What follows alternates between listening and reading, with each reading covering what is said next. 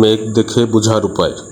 আগের দিনের মানুষ মেঘ দেখে ঝড় বৃষ্টির সম্ভাবনা প্রকারভেদ নির্ণয় করতে পারতেন।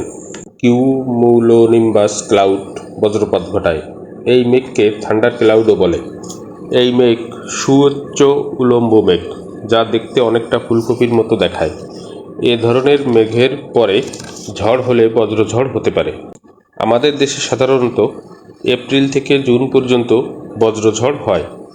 ঝড় শুরু হওয়ার 30 থেকে 45 মিনিট পর্যন্ত সাধারণত বজ্রপাত বেশি হয়। 30 সেকেন্ড রুল। বিদ্যুৎ চমকানোর আলো দেখার পর আপনি গণনা শুরু করবেন। 1, 2, 3, 4, 5।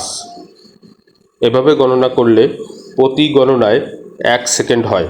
যদি 30 সেকেন্ডের ভিতর শব্দ শোনা যায়, তবে বুঝতে হবে বজ্রঝড় আপনার আশেপাশে আছে। এ সময় আপনাকে সাবধান হতে হবে। উঁচু গাছপালা ও বিদ্যুতের লাইন থেকে দূরে থাকুন।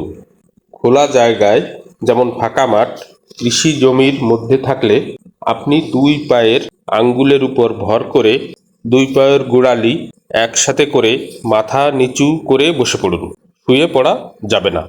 একসাথে বেশি মানুষ থাকলে প্রত্যেকে 50 থেকে 100 ফুট দূরে গিয়ে বসে পড়ুন। এ সময় পানির ভিতরে থাকা যাবে না।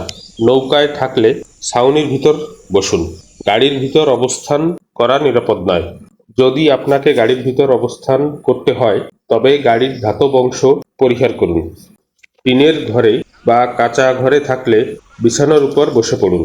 পরিবারের সবাই এক রুমে থাকবেন না। এ সময় খালি পায়ে হাঁটা যাবে না। রাবারের স্যান্ডেল ব্যবহার করুন। ঝড়ের পূর্বে ঘরের বিদ্যুৎ চালিত যন্ত্রপাতির প্লাগ খুলে ফেলুন।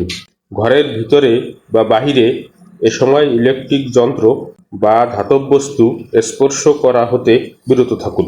কংক্রিটের স্থাপনা বা দালান এই সময় তুলনামূলক নিরাপদ। ঘরের জানালা দরজা বন্ধ রাখুন। এমন কোথাও যাবেন না যেখানে আপনি সবচেয়ে উঁচু অবস্থানে আছেন। আপনার উপরে বা আশেপাশে বজ্রপাত হওয়ার আগে কিছু লক্ষণ দেখা যেতে পারে। আপনার চুল বা লোম খাড়া হয়ে যাবে। ত্বকে বৈদ্যুতিক শকের মতো অনুভূত হতে পারে। আশেপাশের ধাতব বস্তু কম্পিত হতে পারে।